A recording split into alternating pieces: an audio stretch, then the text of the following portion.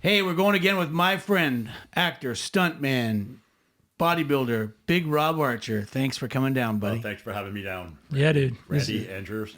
Really good to see you guys. This is a thrill, man. It's Been awesome, a while. dude. It's been a while. It's been a while since I've spoken about myself. It's been a while since I've seen you both, so it's really, really nice. Awesome. Great way to spend a Sunday. Yeah, man. Cool. 100%. Yeah, thank you. That's right. And it's gorgeous. Yeah, it's a gorgeous November Sunday. November 6th, and it's like spring. It's all going to be gone soon. Yeah, We got to get outside and enjoy this while we can. absolutely. But, well, we're going to be stuck in here for a couple of hours, but then Couple we'll go hours. outside. Yep. Do you finally. travel? Find Do you a travel? patio. Do you travel like over winter or anything? Well, my wife and I, we try to go away once a year, somewhere really warm and tropical. Right. We're heading off to St. Lucia in 4 weeks. Oh, So beautiful. Really nice. Nice. After being locked in Toronto for 2.5 years, Oh. it's nice to get away. Big time. Buddy, Yeah. Big I time. hear that. And now that finally this arrive can thing's gone, like the airports aren't going to be as horrible. Yeah, totally. Yeah. It was an absolute disaster. I had to fly out to New Mexico last November to audition for Masters of the Universe, and that was just hell getting through the airport with everything. Really? Yeah, it's crazy. Well, why? What was it like? I know we heard all the airport shit all over the news, but The lineups were just horrendous, and then all the screening, and if you didn't have this filled out right on this application or that filled out right, like you just get lost. Like I had everything done, and then coming back from New Mexico, there wasn't something filled out, and I almost missed my flight. It's just so much paperwork that was involved. that's so annoying. Yeah. Wow. So how did that work out then, the audition? Bring your mic in closer if you can. I got through the audition. Like I knew it wasn't going to happen because I got there and I immediately saw some guys that were up in the 6'10", 6'11", range, and I'm just under 6'7", so Yeah, you're short.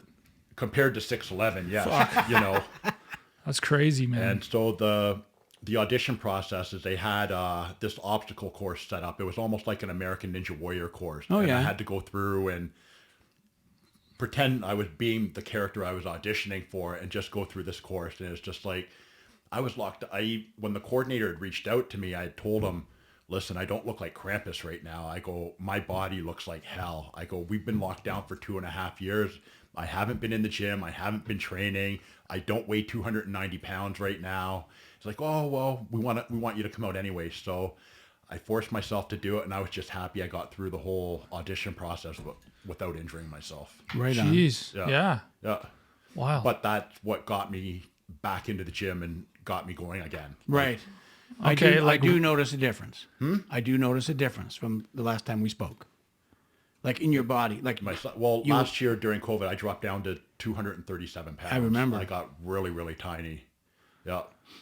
Yeah, but you look like you're getting back at it big time, Yeah, man. I'm at 285.90 again, so I've been going at it hard. Yeah, dude. I know I don't have a lot of years left, and it's like I've got to make the best of what I have left. So. Yeah. I 100%, man. actually thought you'd come in looking a little smaller, because I did see your Instagram posts and stuff, and you did kind of shrink up a little bit. Yeah, 237. I haven't been 237 since I was 17, 18 years old. Oh my God. Yeah, Wow. yeah. Wow. But yeah, you can go Good back for to you, the gym man. now full-fledged, right? There's no Yeah. restrictions. Nope. I'm just going back at it and going hard in the paint, just doing what I have to do. Awesome. And then imagine like masks come back and all this other bullshit comes back. You think that'll ever happen? It's not coming back in my house. I don't Yeah, care. there's no fucking way. No, Yeah. absolutely not. I think it was a lot of bullshit. It's the biggest hoax ever to happen. Yeah, in you're my talking opinion. to two people that are agreeing with you. Yeah. Yeah. I didn't want to do the shot. Like I was fully against it. When you're having to sign away your rights to the government and then take an experimental shot and you're signing something, I won't sue if something goes wrong. Yeah. There's something wrong. Yeah, for a drug that Oh, yeah. wasn't even fucking tested. 100%. The whole That's all thing coming is, out now, man. The whole thing is everything's batshit coming crazy. out. It was all bad. It was Yeah. all bad. And the people that win is big pharma and the politicians. That's all there is to it. Yeah. That's my Yeah. opinion. I agree. No, we agree. Totally, man. 100%. Yeah. Yeah. It's a fucking joke. Yeah. And you don't have to be like a professional scientist or a doctor to fucking see how ridiculous Yeah. everything just is. You just had to pull your head out of your ass a little bit and not be Yeah. a sheep. Yeah. Yeah. Totally. That is exactly And right. with the general public, from my point of view, we're in film, so we know who owns branches of the news stations and whatnot, and Sure. that Yeah. they're politically driven. So a lot of people, they turn on CNN and because it's on CNN, oh, it must be true. And CNN is worse than the National Enquirer. Yeah, they have no idea. Yeah. You know, Yeah, but it's amazing how people don't. I mean, most people go to the movies, they don't even read the credits. They don't even understand that there's 300 people behind making a movie. I mean, they think that actors go go in front of the camera and say lines that they wrote. yeah, You know? they just make shit up as they go along. Yeah, it's kind of And you weird. meet people, it's like, oh, you're an actor. I did some acting once. It's like you probably were an extra or a background somewhere. Sure. That you didn't do any acting. Right. You know, Yeah. actors are all fucked up in the head. You know what I mean? You didn't just do some acting. Yeah, it's amazing though. People don't think of what goes on behind the scenes of anything, Nothing. and including CNN, Yeah. even Yeah, the Fox, manipulation. and many other Pure yeah. manipulation. 100%. Yeah. Yeah. I mean, of all the news stories around the world, look at the ones they choose. Come on, tell me a good fucking story about a whale or something. But they don't. No. Yeah, totally, man. And Because nothing's that- happy either. That doesn't make money.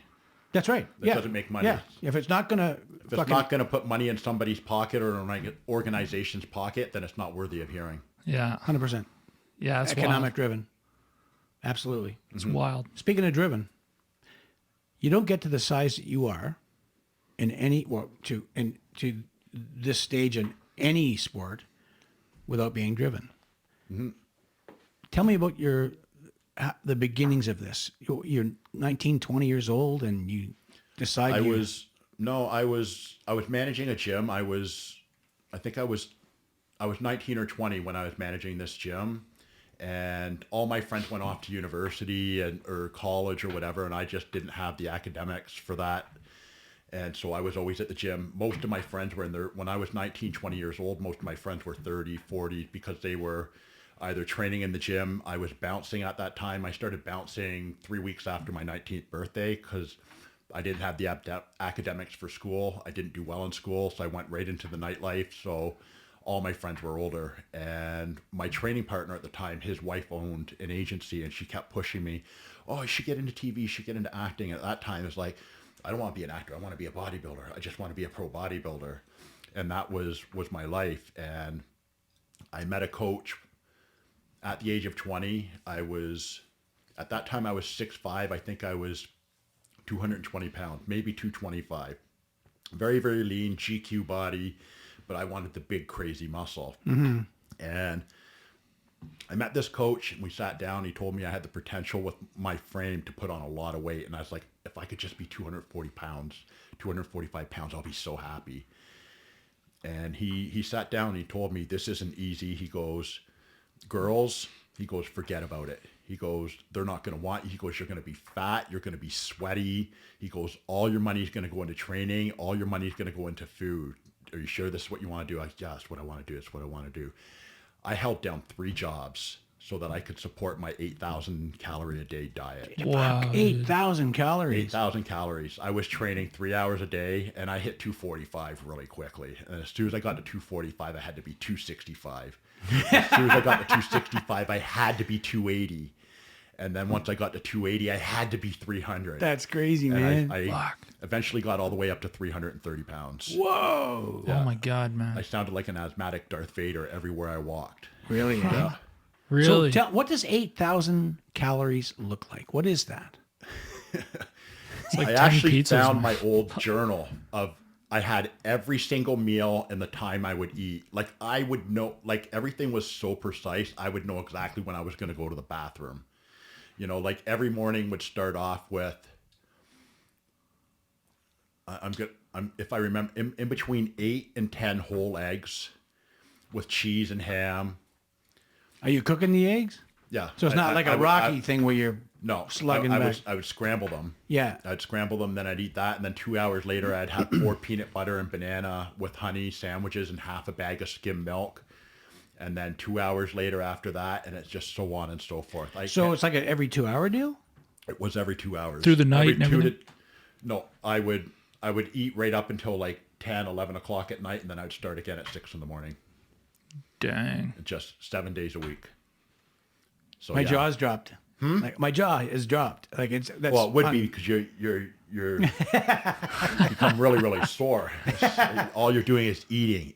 Yeah. Going to the bathroom, eating, going to the bathroom. Yeah, but you're pumping a lot of iron at that time. It's nonstop training. Like he told me, once you do this once, you never have to do it again. You build up all this exercise, and that exercise allows you to build a new body underneath, so that when you're powerlifting for a year and you're going as heavy as you can for a year, you're building all this muscle under all this fat that you have underneath.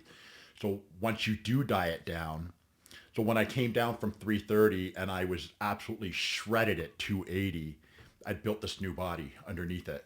Oh, wow. Okay. Yeah, I think I have another body under mine. How's that looking for you? No, you can't see it.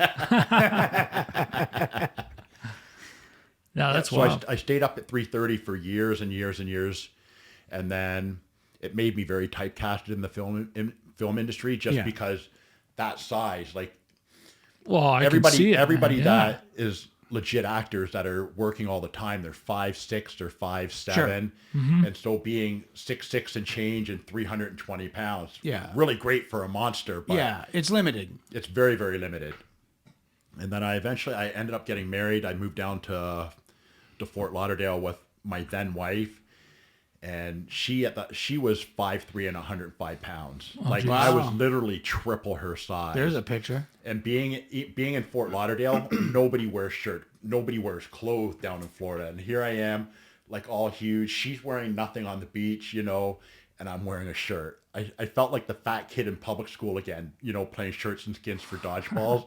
And now I'm 30 years old and I'm still feeling like that. And it's like, I want to be lean. I want to have abs. So for the first time in my life, I found a coach in Fort Lauderdale that dieted me down. I booked my photo shoots and paid for it in advance, so I didn't have any excuse not to make it work. Because when you've already put that money up, Yeah, it's a goal. it's a goal. And Yeah, when man. that Friday night rolls around, it's like, oh, I feel like pizza. Well, I already paid $700 for the shoot. I don't need this pizza. It helps you get through those urges. And I ended up That dropping. makes sense. I ended up dropping 57 pounds in 9 weeks. I was doing 2 hours of cardio a day, like nonstop. All I did is train, and eat. I rocked my first photo shoot. And then I booked another one right after that. Maybe 3 weeks later, I dropped another 10 pounds, and I was really, really diced. I went out to Vegas and shot at 267. Who's trying here? Yeah, it is. The so cardio isn't the best thing for bodybuilders. Cardio, with bodybuilding and whatnot, and the amount of calories that you're taking in, the amount of food, the amount of stress that you're putting on your heart, and obviously steroids, that plays a factor in everything. And we will talk about that. I have no shame in talking about that, because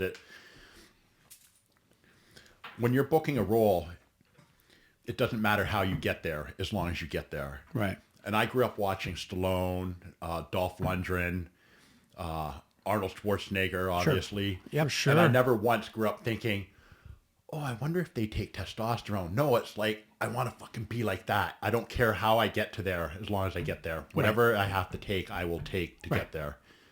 So cardio is, you're not going to be big and huge if you're pounding cardio all the time. Like the difference in cardio with bodybuilding is just to get your heart rate up. If you have enough muscle mass and you just get your heart rate up a little bit, like, you're not going hard in the paint when you're doing your cardio. As long as I'm doing like 75, 80 RPMs and I get my heart rate up, I burn my fat because my metabolism is high already. And so my body is already working for me there, just getting it up a little bit. So if I'm going really, really hard, then I'm going to start burning muscle tissue, which I want to avoid. Exactly. That's what I meant. Just getting the heart rate up a bit.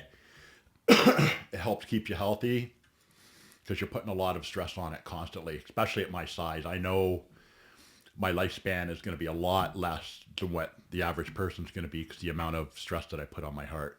But at the same time, I also got to experience the fame that I wanted. I accomplished everything that I wanted to accomplish.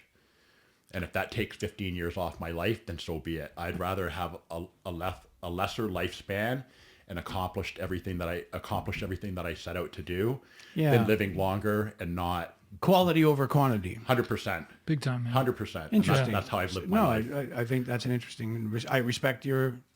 Has anything changed today in the way that, like, do you ever look back and kind of go, oh, I wish I did this with the diet, or maybe times of, we know more? Is there anything like that? No. No, you still rock no. like the same way today kind of thing? I don't use the amount of steroids that I used to use when I was younger. Right. But I'm 47 years old. Obviously, testosterone replacement therapy is in order. Yeah. Like that's an absolutely a must. It's a must. Like your test is probably down. Once you hit 40, your test level is going to go down as well. Oh, my test isn't down. It's no longer here. Oh, okay. Come on. That beard? I don't know. I'm kidding, But I've had so many friends because I've been involved with steroids for so long, and I know a lot of the ins and outs. I have a lot of male friends that once they started hitting 40 and whatnot, they started dealing with depression and not wanting to get out of bed. Right. And I said, go get your testosterone level checked, and then we'll talk. how does one test testosterone? You go to your doctor and just ask for... It's a blood test, is it? Get your blood work done to see what your levels are at. Okay. Make sure that everything's in order and that you're healthy enough to start on a TRT. Which is Testosterone replacement therapy. Good copy. And some doctors still, they see it as taboo. And then some are like, yeah, sign them up. It all depends on who your physician is and, how open-minded they are. Yeah, no, this is an education for me, Rob. Yeah. And not necessarily me personally, but for anyone listening, what is it? Like when you do a testosterone replacement? All males, we produce testosterone growing up. Right. And you go through your growth spurts and whatnot. Like your body produces a certain amount. But as you get older, and then also with all the additives in food and the GMOs and whatnot, a lot of those are robbing males of their testosterone and their testosterone production. So TRT is just replacing what your body isn't producing anymore. Okay. And how do you replace that? You inject it. Oh, you inject it? Yeah. Oh, okay. I see. Okay. So it's kind They can give these creams and whatnot, but the creams are absolutely garbage. You pay like 5-6 times the amount for like a third of what you're going to get out of it. Fascinating. wow. No, it's interesting. And when you do that, are you replacing over time the steroid? Is that what's kind of happening? You're sort of like moving the steroid out, Or is moving the testosterone in. Does that make sense? Well, testosterone is a steroid. Right. It's an androgenic. There's anabolics and there's androgenics. Okay. Testosterone is an androgenic. At the end of the day, it's a hormone, and it is classified as a steroid. And what we're doing is, because we're not producing that anymore at our age, quality of life, we're injecting it into ourselves now. So you're getting like this new birth of life. Like any of my friends that I put on testosterone, like they've told me that they'd be crying, they would wake up, they wouldn't want to get out of bed, they were dealing with depression. It helps a lot with depression and whatnot, and just like your overall happiness. Wow. fascinating. And it's a lot of the people that you hear, people with like roid rage and whatnot and losing their temper. Those are people that have gone into it with like a bad mental mindset to begin with, thinking, I've just done a shot, like I'm invincible, I'm going to do this. No, that's all in your head. You take a 200-pound asshole, you can make him a 245-pound asshole. That's just how there is to it. I love that. Yeah. Well, no, that makes But sense. if you have a doctor overseeing, your blood work as it goes, and checking the ins and outs of everything, then that's. So is there a point where like you could be taking too much, or is too little? Is that? There's never too much. Oh no. Okay. Well, you mentioned the doctor helping along the way. It's just making sure your levels are good, that you aren't doing too much, making sure that you're taking what you're supposed to be doing, Right. and not doing an extra couple shots to gain some extra size. Right. But That's like tequila. You shouldn't be taking a couple extra shots. No. Well, maybe. I did a lot of extra shots. Do you think my Krampus was all natty? God, no. Oh, Oh yeah. No. Well, that's incredible. I dieted down to 4% body fat for that. Really? Yep. wow. That's crazy. When that opportunity was presented to me, I said that I wanted to use my own body for it, that I didn't want CGI, I didn't want fake body parts made for it, that I would come in and use my own I was going to ask body. about that. I was going to ask. So if we can, can we put a picture of that up, or is that the copyright? No, you can put that up. Yeah, you could. 100% you can put It's that out up. there for everyone to watch and see. Okay, copy that. So Might as well. I'll put one up. Go ahead. Yeah. Yeah, that's cool. So what I did was, because I lived in Fort Lauderdale and I had a bunch of photographer friends down there, before the film started, I booked a photo shoot 10 days before I had to come back up and shoot a Christmas Horror Story. Just so that I was going to get my money's worth out of that diet down, because it's not cheap to diet down. You know, the amount of food, the amount of extra gym time, the amount of extra steroids you have to use, you know, during that time. Is like, I want to shoot enough content, you know, film wise, like for photos, Sure, to last me for another 8 to 10 months. So I went down, I did my photo shoots. I was in Fort Lauderdale for, I think, 2 weeks. And then I did all my photos. I came back up and I was in minus 22 at 4% body fat filming that movie outdoors. Oh my God, Yeah. man. How's your energy at that point? Really low. Yeah. Yeah, the better you look, the more miserable and Yeah, but you're tired carrying you a are. lot of makeup. What's that? That heavy, was that heavy? The makeup that you were wearing? The horns was really, really heavy. Yeah. Yeah, I You know, bet. because they would screw those on that had like an Allen key and a, Oh, and a lock. shit. They would take them off. The whole body was just body paint, and they had a lot of tattoos to cover up, but it was all body paint. And then the face was, it wasn't a mask. It was bit by bit, all spearmented on. Right. Okay. Okay, so I it wasn't cou- a I couldn't- full. No, I couldn't breathe through the nose. The nose was all fake, so my nose, I could barely open my mouth because the mouth was kind of sealed closed a little bit. So every time I would do like or hiss, it would rip at the sides. Yeah. Oh, geez. Trying to eat, like I would grind all my food into a blender and add water, and I was just taking a my little God. spoon and just like sipping liquefied chicken and rice. I doubled Darkman for 2 movies and had to wear a balaclava mask. Yeah. And the same thing, the teeth Yeah. in here, and I had to cut my food up into little tiny squares and just I slide put it it in in a there. food Yeah. processor. Yeah. Yeah. Man, that's crazy. How long were you shooting for? I think I only had to do 5 days, but they were really long days. I had Yeah. 2 or 3 days at 18 hours, and I had a couple days at 22 hours. Wow. It's a hell of a picture, though. I was so happy with how it turned out. The only thing I was disappointed with was the distributors. I'm not going to say the distributors because I don't want to get anything in shit. They did no advertisement for it at all. They didn't do anything. I don't even think the production got paid for anything. So I thought I was going to get a McFarlane figure out of that Dude, film. yeah. That was my goal. I was aiming for a McFarlane figure. I got the top 3 credit billing, which I'd always wanted to be get a top 5 credit billing, and I got a top 3, so I was really happy with that. But I did get my McFarlane figure. But it's becoming one of those cult classics. Yeah. Yeah, know. no doubt that it would go there. Yeah, because when I did the Toronto After Dark Film Festival, Cineplex wrote the distributor and saying, why isn't this film why isn't this showing? You know, like, you've never had a movie theater contact the actual distribution to ask why this film isn't being, you know, pushed. Really Fascinating. frustrating. Yeah. I ended up winning 3 awards for that film. Oh, wow. What were these awards? Best monster creature, best villain, and best fight scene. Oh, nice. And I didn't even know that there was any categories. I just woke up the next morning and I had all these congratulation emails. And I was like, you've won. I'm like, I've won what? And then I went on. I was like, damn, I didn't even know I was in contention for anything. So That's awesome. Dude, that's awesome, man. It is a hell of a villain. I was so happy with it. They gave me so much creative control, and I just love that. That's great. I was going to ask you, do you have any tattoos?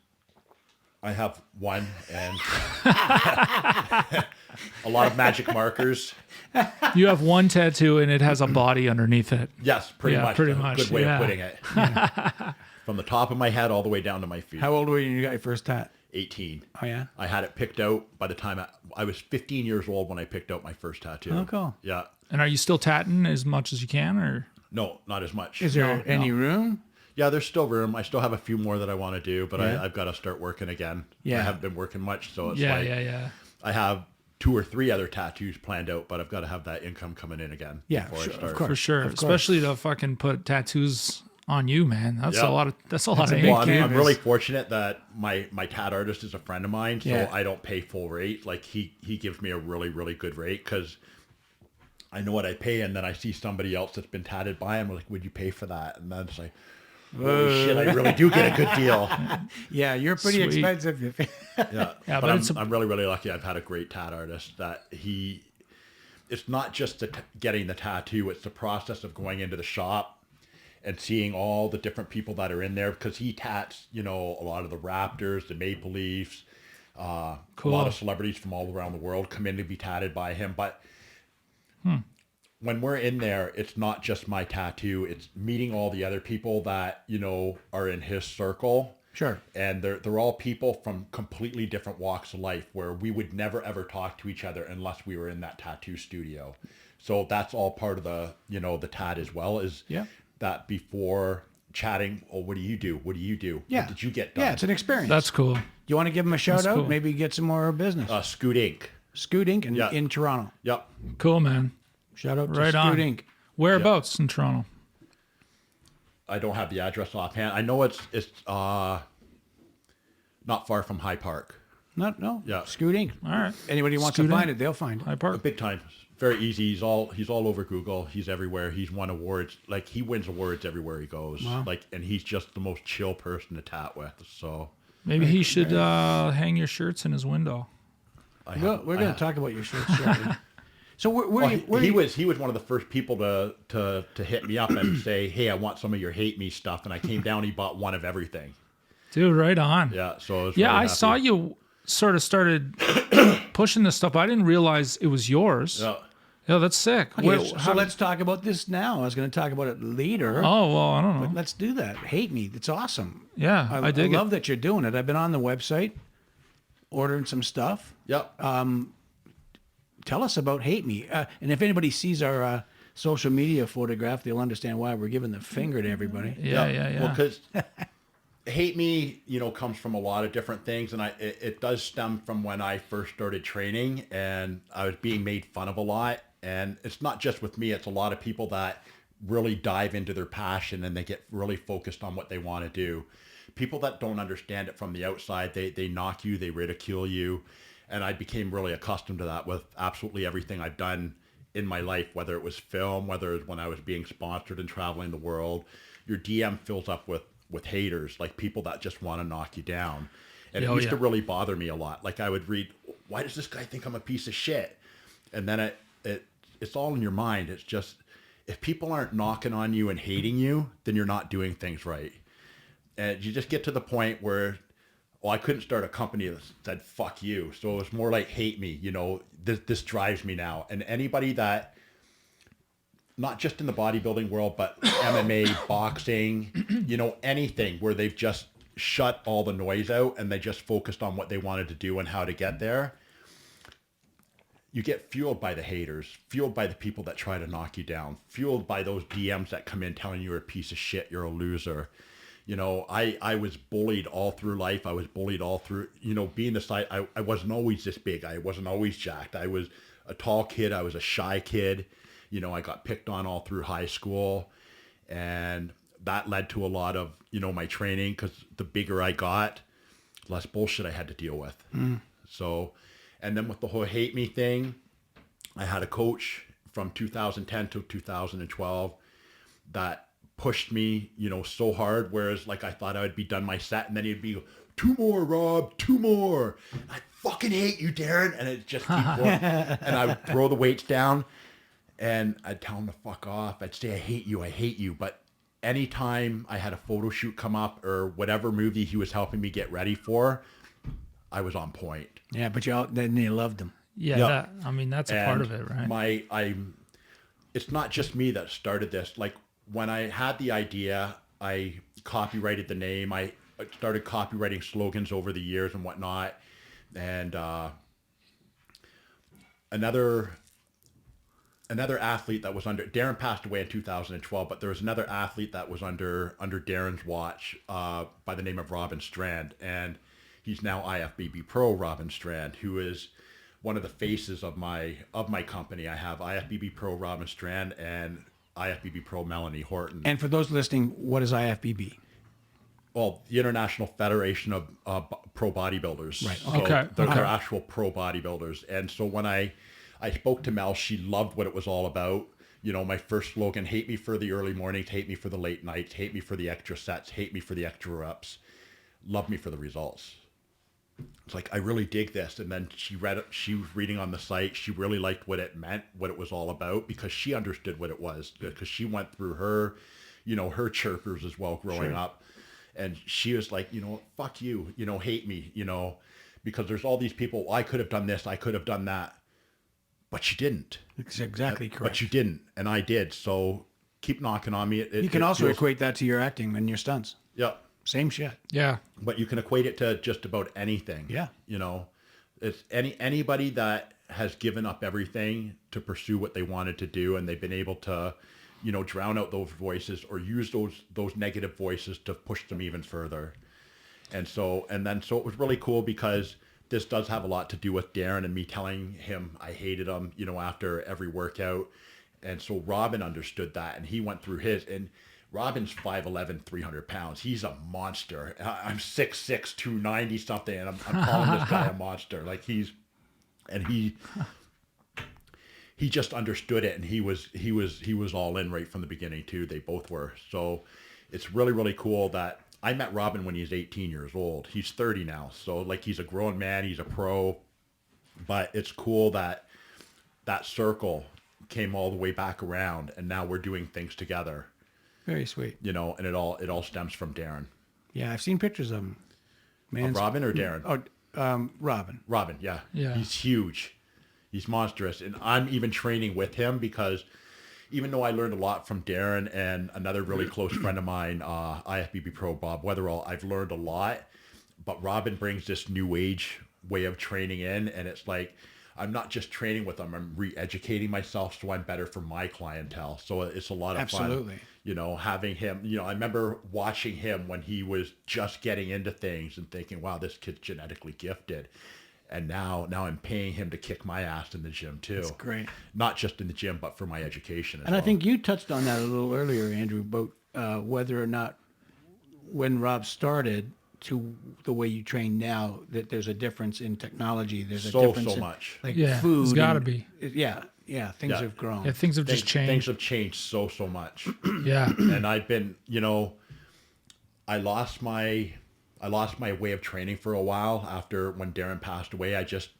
There was nothing in me to give. Like I was training for Darren's approval, because, you know, I didn't have much of a good family life. I didn't have a father figure. And then finally at the age of, I think,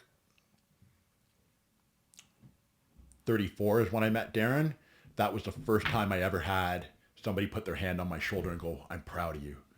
My boy, I'm proud of you. So it wasn't that I was training for me. I was training for his approval, and approval I never had growing up as a kid. So at a 34, 35-year-old man, I'm getting that reassurance that I never had as a kid. And that's what drove me to train. So when he passed away, I didn't have that anymore. It's like, what am I doing here? It took me a good couple of years to get back into the gym and start developing that training mentality again. Mm-hmm.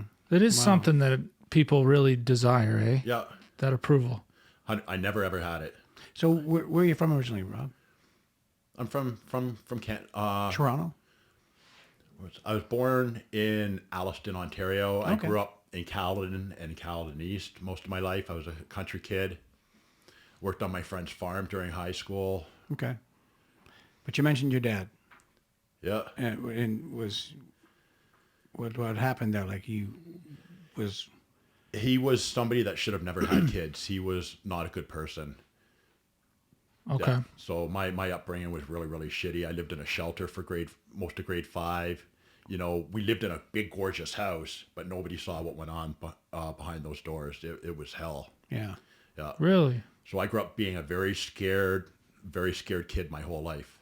Yeah, I just wanted to bring it up only because there's a lot of people out there that might have had similar experiences, and that they can see that success can follow that. Yeah.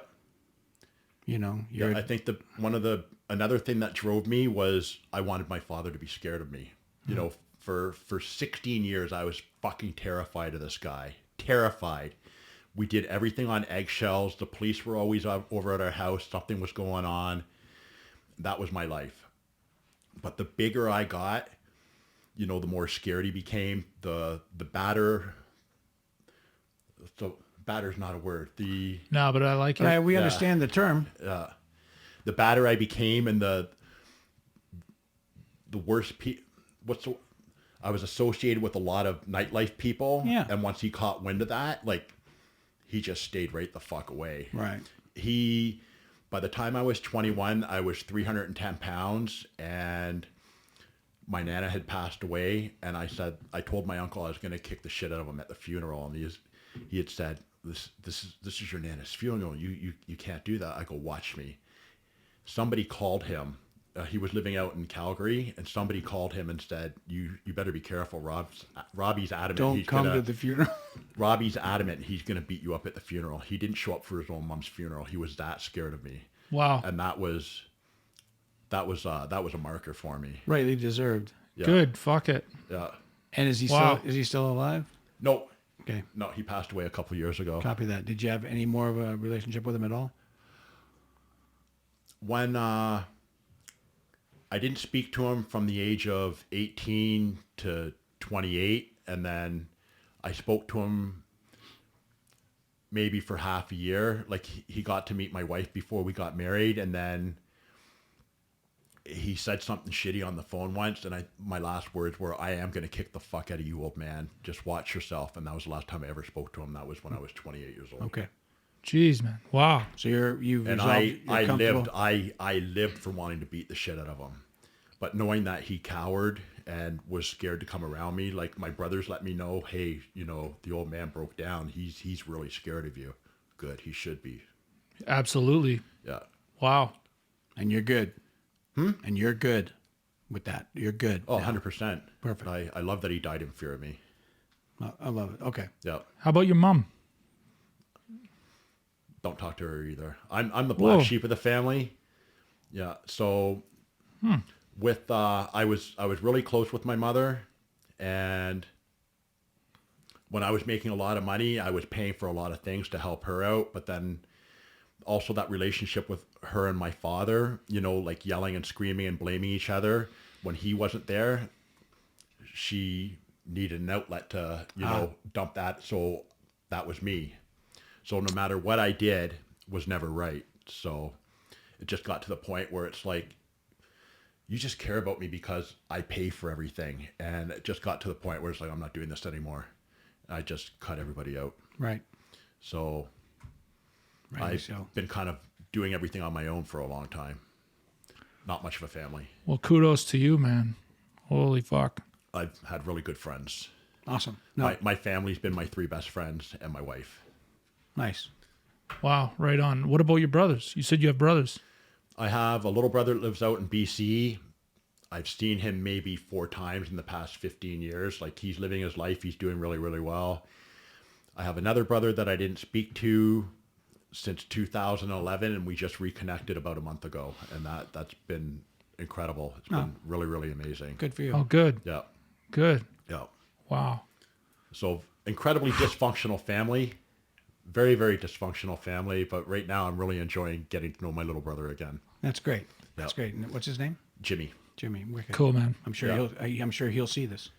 What's that? I'm sure he'll see this. Yeah, he better. I'm gonna make him watch this. That's awesome. I've got a little niece and nephew that I'm really enjoying, you know, being around. They got this big tatted up crazy uncle that shows up in monster costumes for Halloween and stuff. Yeah. Yeah. Fucking right, man. So it's been a lot of fun. Like, I'm disappointed for the 11 years I lost with them, but I'm really happy that we're you know, making Better late than groundwork never. now. Absolutely, 100%. man. Yeah. 100%. Yeah, that's wicked. And getting to talk about a lot of the things that happened in the family, like hearing things that we both went through and his perspective on it and how he's dealing with things. Because even at his, like, he's 45, he's 44 or 45 now. So, and he does really, really well, but he's still dealing with a lot of stuff that we went through as kids. Sure. So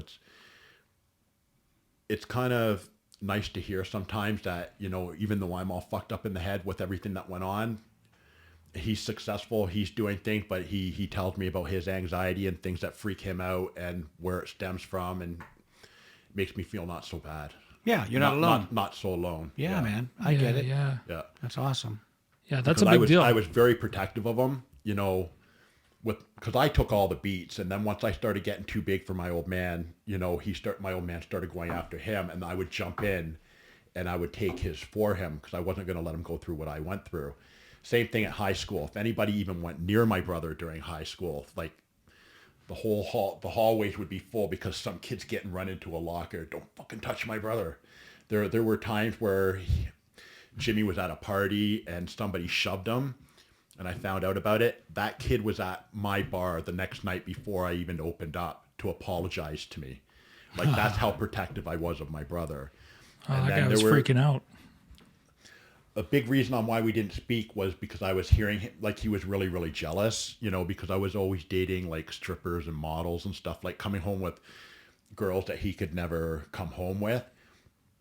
And it was only because I was the big guy, because everybody wants to hang out with the big guy, right? But I didn't know that he was kind of living in my shadow, sort of thing. So there was animosity. So he would chirp behind my back, and it got back to me, and it really, really pissed me off. So it's like, you still have teeth because of me. You know how many times you've been at the bar and you've mouthed off and somebody wanted to kick the shit out of you. The bouncer called me and said, "Hey, your brother's in here," and because of who I was, you got away with it.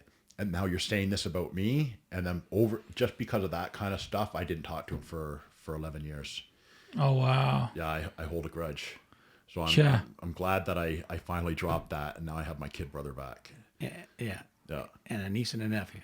it's good. Yeah, and I guess he grew up, Yeah. matured, and, you know, Yeah. his feelings are different too. Yeah, he apologized for a lot of things that he said. He explained where he was coming from, like something that we never did. Like, in our family, we'd just get mad and blow up and yell and scream at each other. There was no working. Yeah. What made you feel like this? I'm sorry I made you feel like this way, you know. So we got to work all that out. You know, I'm really, really gracious for that. Yeah, man, that's He really had a good. birthday present that he bought me in 2011. The original Lego at walkers. Remember Oh yeah, really? He bought in 2011 for me, right when we started, like when our fighting started.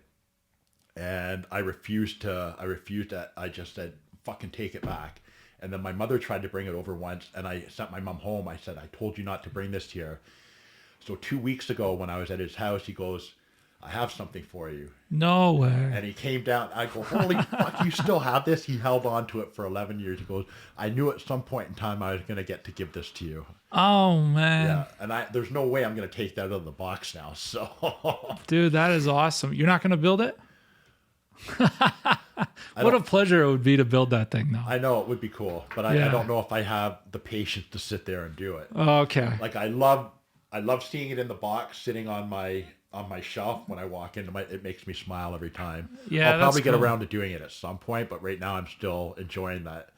My kid brother held on to this since 2011. Fucking A, man. At the end of the day, that is actually the most meaningful part of it, is Yeah. that it's still there. It's in the box. Yeah. It's this. even though he'd moved X amount of times, he'd been through this and that, he held on to it that came with box. him. And having two Wow. kids, and his wife was like, "Give it to your son." No, I'm not going to give it to Coulson. This is for Rob.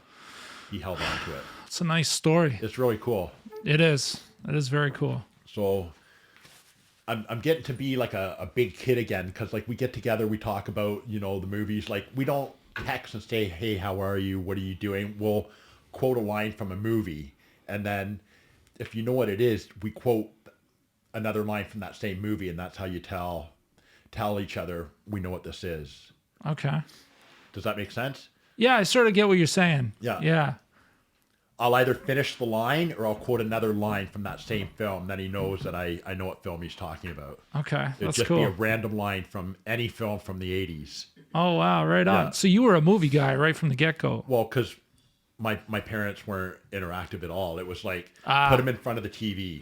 Like I didn't start learning how to skate until I was 14. Like when I say my father did nothing with us, he did less than nothing. So we watched movies. That's all we ever did. Didn't learn how to what?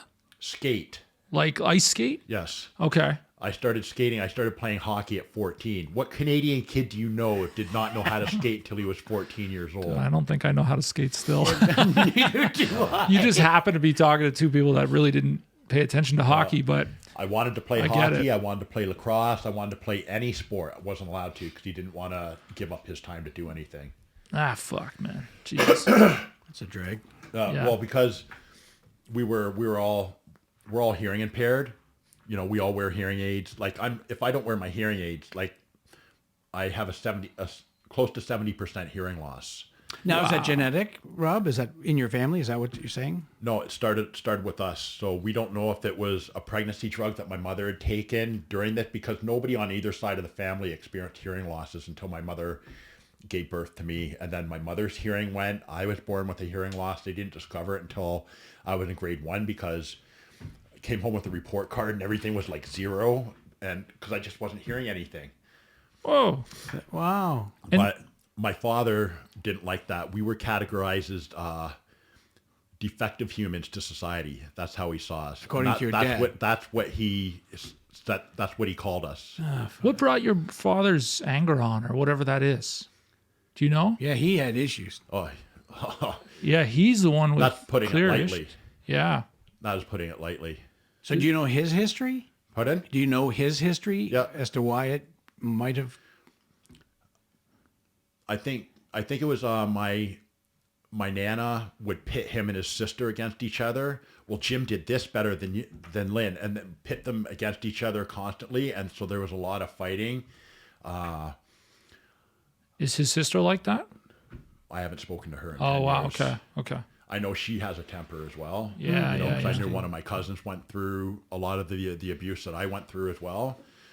That they both had high anger issues. They both lashed out.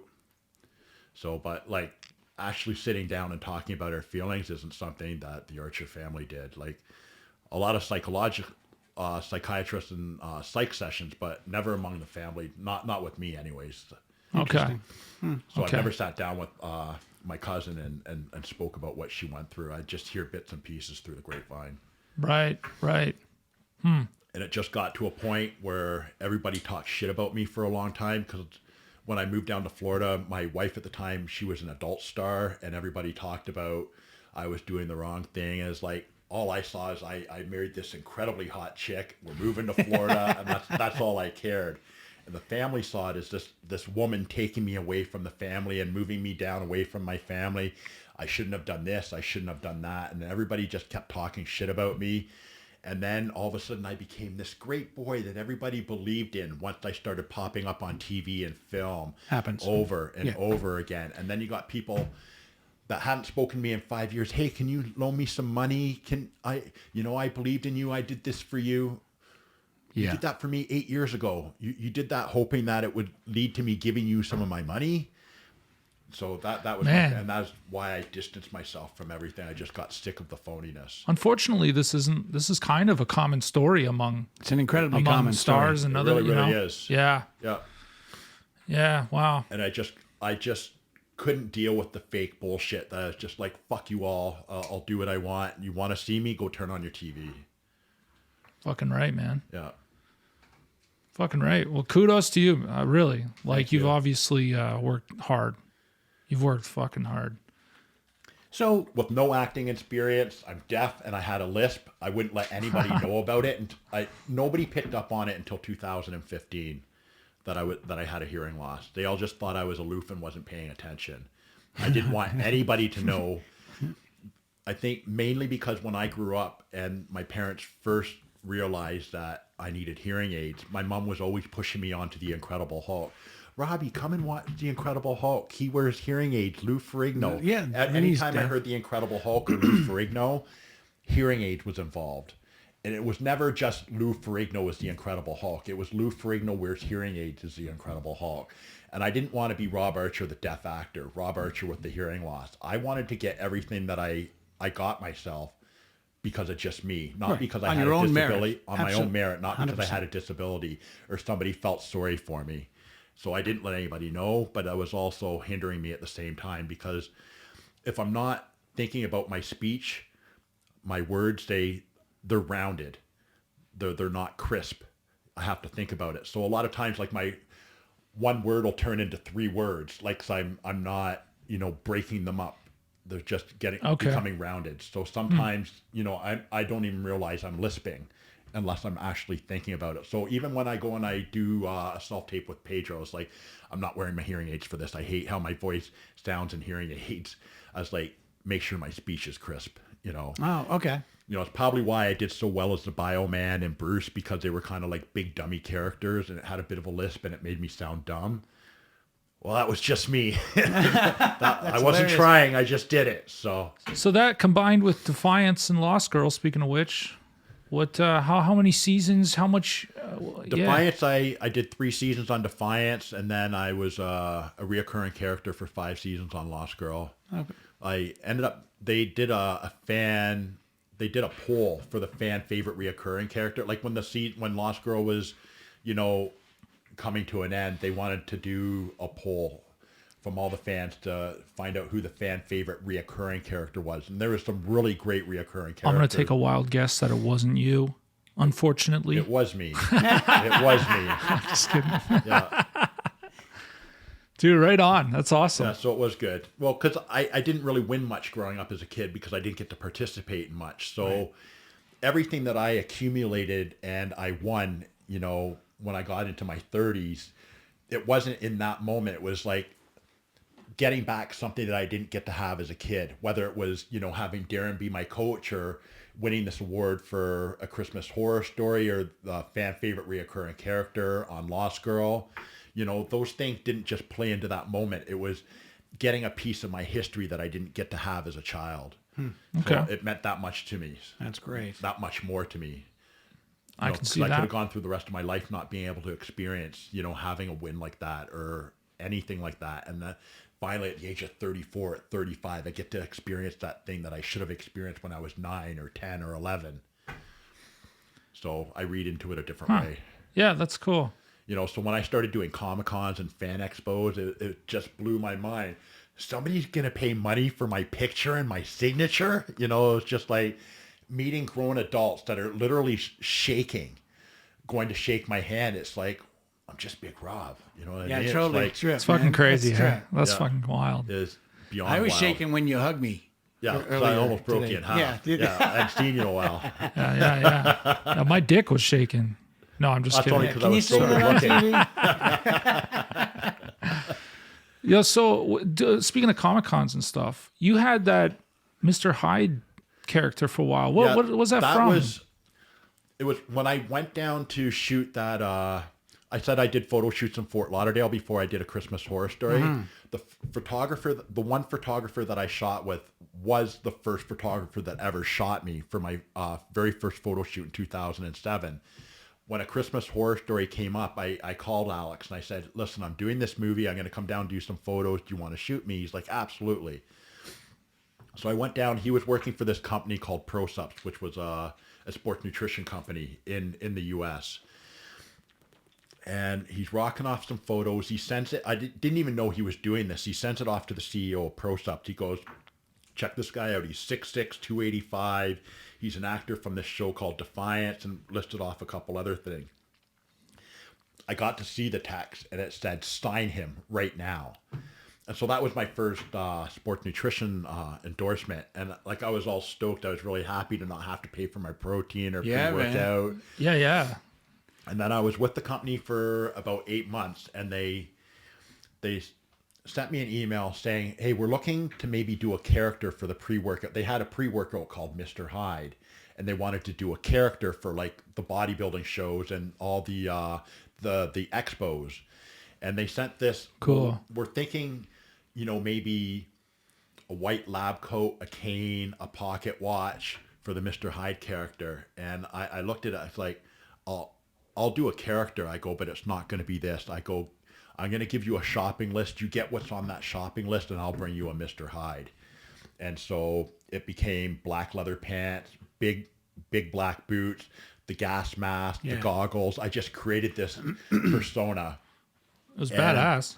Yeah, it was. It went worldwide. Like it put the company on the map. Like I was in 8 to 10 fitness magazines every month for 3 years. I would come into these bodybuilding shows and there would be a 20 by 60 foot banner of me lifted up to the ceiling. I would have lines bigger than a lot of the pro bodybuilders to have a photo with Mr. Hyde because I created this because of my hearing and I'm traveling all over the world and there's all these different accents.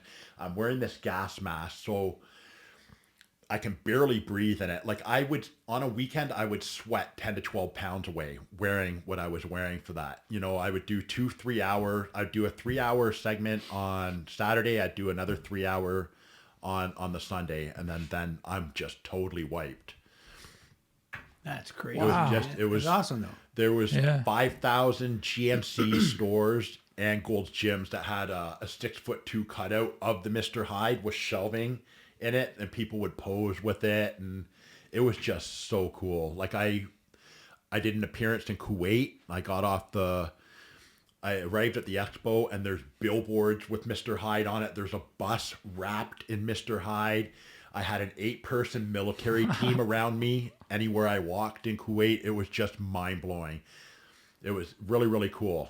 You know, the kid that barely made it through high school, you know, Yeah, man. never stepped on a bodybuilding stage. I never competed, but yet I had this 6-figure endorsement with this company. I created something from nothing. Totally wild, man. Interesting Yeah, it was shit. really, really cool. And there was a spot in between 2015 and 2016. I was on 55 flights that year in a 12-month span, 55 flights between Comic-Cons, fan expos, filming, TV shows. Every weekend I was flying somewhere. Now, with COVID being over and the ability to travel again, do you see this coming back? This kind of an endorsement Well, type I stuff? just I ended up screwing up my endorsement with ProSups. I kind of got really screwed up with perk addiction and alcohol. Like the amount of injuries that, you know, well, you know how often stuntmen get injured. Absolutely, bud. And I tore my Achilles in 2014, 9 weeks before I was filming Pixels with Adam Sandler. I had already signed the contract. I signed on as Sergeant Duff. Like I had a good name for the credit. And then I tore my Achilles playing baseball. There was no cool factor. There was no home run. There was no he won the game. It was the first batter in the first inning. Hits a ground ball to me. I lean forward to pick it up and it snaps. Oh my God. And you could hear it on the bench. Like my muscles were so tight and wound up that everybody heard it pop. I drove myself to the hospital, and they told me what they were going to do. But yeah, sorry, go ahead. Keep going. That they were going to do surgery. I was like, "No, you're not doing surgery on this." And then they were telling me the recovery process. I need to be able to walk on set in 9 weeks. Well, that's not going to happen. I told the doctor, I go, don't tell me what I can and can't fucking do. I'm going to walk on that set. I ended up having a friend get me in with this doctor by the name of Dr. Gallia, who's world renowned for plasma injections, where they extract blood from you and then they put it in the test tube and then they put it in a spinner and you get like the thick platelets and then they inject it back into the torn muscle. And so I did that, and then I was doing 3 hours of hyperbaric chamber sessions a day. I do an hour and a half in the morning, an hour and a half at night. I did that and just right up until I was able to start filming Pixels, and I hobbled onto that set, and I begged them not to send me home. And Adam was really, really great. He's like, "No, we're not sending you home. We're so stoked that you want to be here so badly." And so anytime Cool. you see me in a scene, I'm not wearing an air cast, but every time they yelled cut, I was in the back of my air cast with my leg up. They were that production was really accommodating to me. Very nice. Wow. They should have sent me home. And I tore it a second time in the film. Like, I don't know if you ever saw Pixels, but there's a scene, Josh Gad, who plays Olaf from Frozen, like the frizzy hair glasses guy. There's a scene where he's got to get off the back of the military truck and he can't get off, right? And I grab him and I turn around and I take 2 steps out of frame. That second step, I tore my Achilles again. Oh my God. I took 2 more steps and put him down. and I just stood there. And you know Big Ray Bola? Yeah, I do. Okay. Ray was watching my face, and he came over and he goes, "You tore it again, didn't you? Fuck off, Ray." He goes, "I'm going to go tell the director." "Fuck you. Don't say anything." And I stood around for another 45 minutes, and I'm just like, Ray's watching me because I wasn't going to tell anybody. I wanted to finish my day.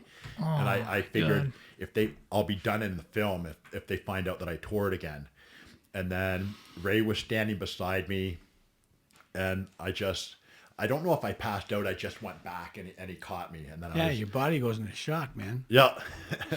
So I was back at Trillium Hospital again.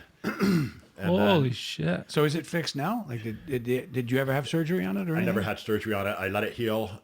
I had it in the cast, and then I had the cast come off right before Pixels, and then did the plasma injection, the hyperbaric chamber sessions, and then I was wearing an air cast. Like, I've had both my biceps ripped off. It's fun, isn't it? That distal biceps Yeah. fracture. So when you what do they the call? flex, it's like way up here. Oh now. yeah, yes, Yeah. up here. Yeah. And when I did the second one, I came home and I showed my daughter, and I thought I was going to get some sympathy, and she said, "Oh, well, at least you match." Yeah. Unfortunately, I didn't take my rehab properly. I just kept working and working. Like, stuff was coming up, and you know what it's like. You're hot today, and you're irrelevant tomorrow. Just keep taking the work, and then so now I walk with a limp. But I wouldn't give up work. I just kept working and working and So working. the second time it happened, did you continue on Pixels? Went to the hospital.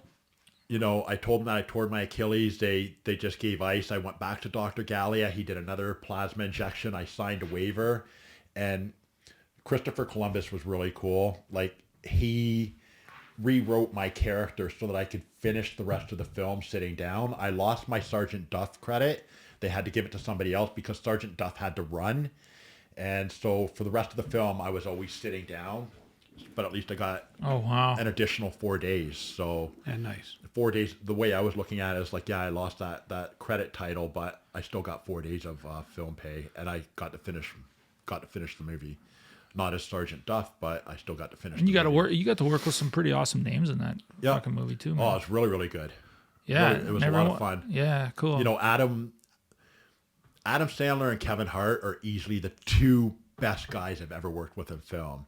Oh, wow. Really high, like, because we see everybody, you know, on like being interviewed and whatnot, and they're all being prepped by their publicist on what to say and what not to say. You never know what you're going to get when you step on the set, because Randy, you know just as well as I do, we've worked with some people that are complete letdowns. So you're very, very excited to meet, and then you're like, wow, what a bag of shit that person is. 100%. You know what I mean? So then going on to Pixels with Adam Sandler, one, it's like, I hope Adam's cool because I've been watching this guy since I was 18, and I don't want to not watch his films anymore because, you know I really, really enjoy him. And is he going to send me home because of my Achilles? Are they going to, do this? And it's just like, they didn't send me home. They were really, really receptive of me being here. Adam would stop by my trailer on his way in.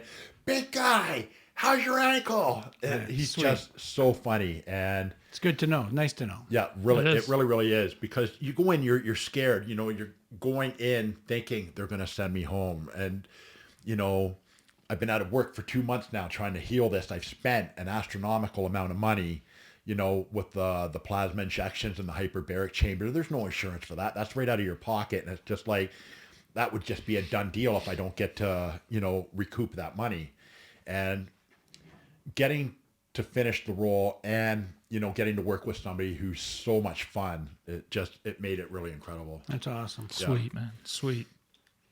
That's great. Have you got anything on the hook? I wish I did. Okay. Right now I'm just calling around begging for work. Yeah. Yeah. Yeah, as everyone is. Yeah.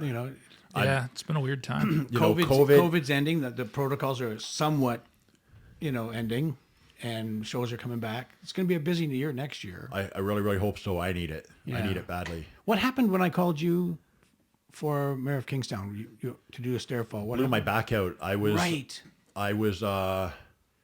I touched base on my drug addiction, which ended up going, 2000.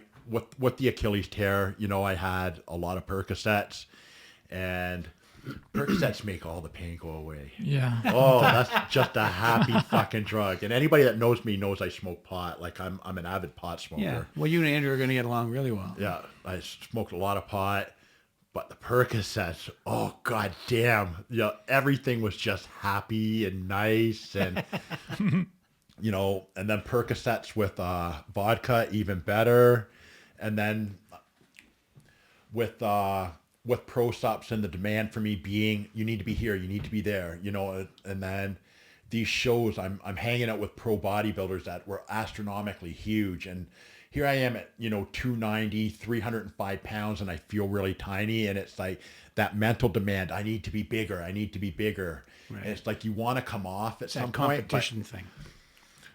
just being massive, and still in shape, being able to hold your abs, there's a lot to demand constantly, and it's like there is no downtime. It's like I'm filming, I'm doing stunts, I'm acting, I'm doing Comic-Cons, I've got to go do this. I started to hate training.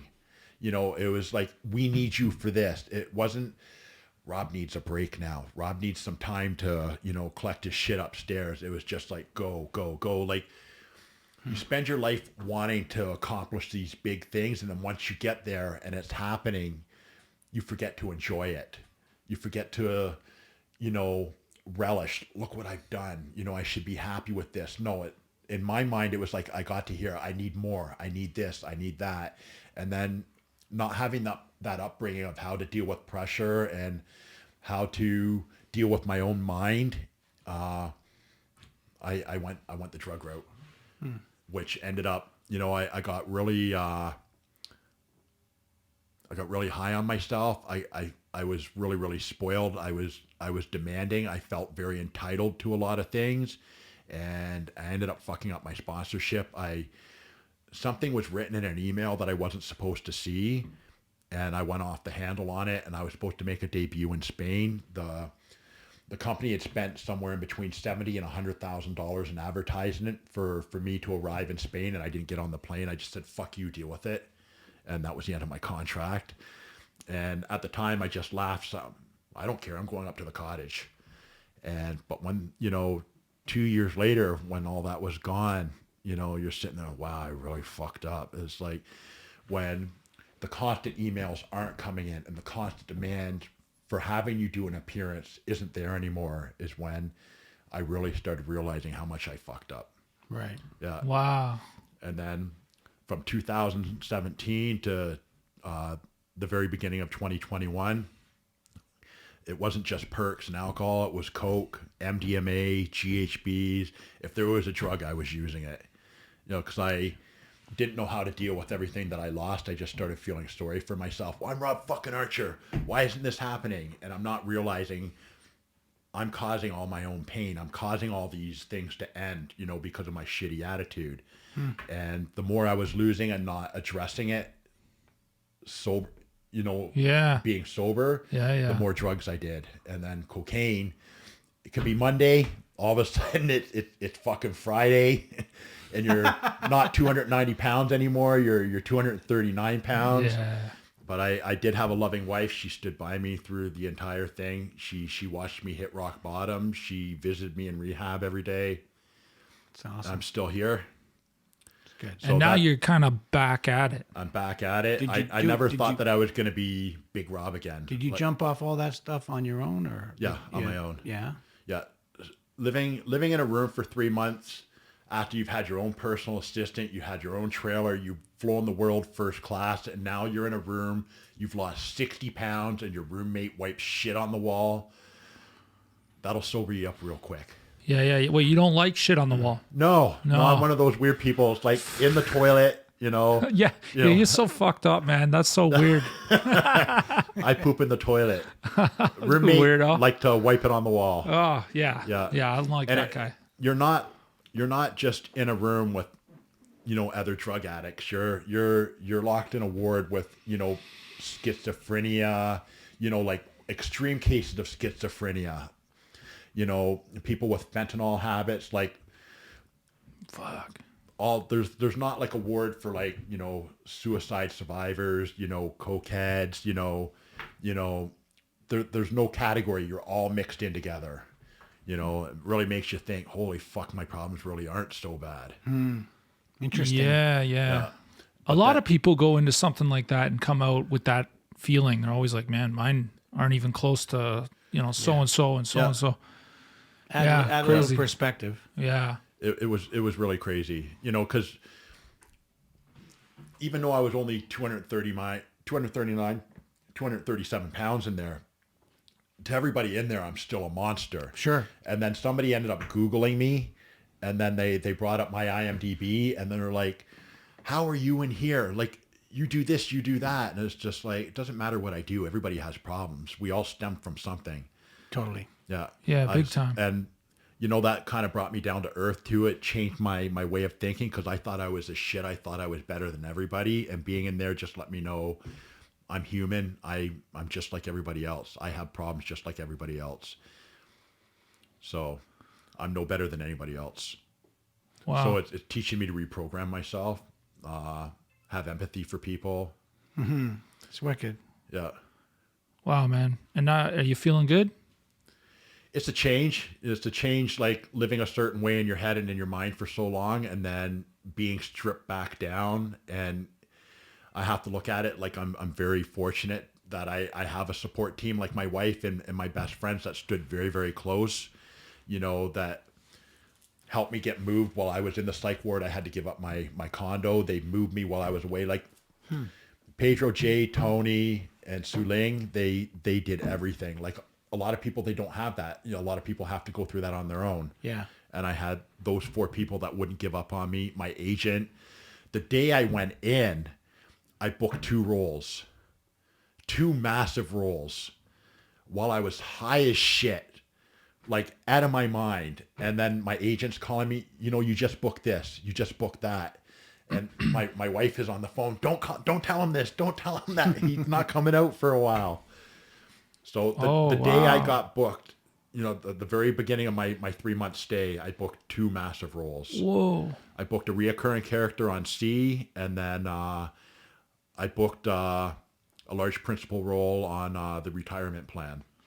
That was shooting in the Cayman Island for 2 months. But that 2 months. That just shows you it's there, and you already have that talent. You're going to do it again anyway. Yeah, man. Yeah. Hoping It's in so. you, man. No, Yeah. it's of course it is.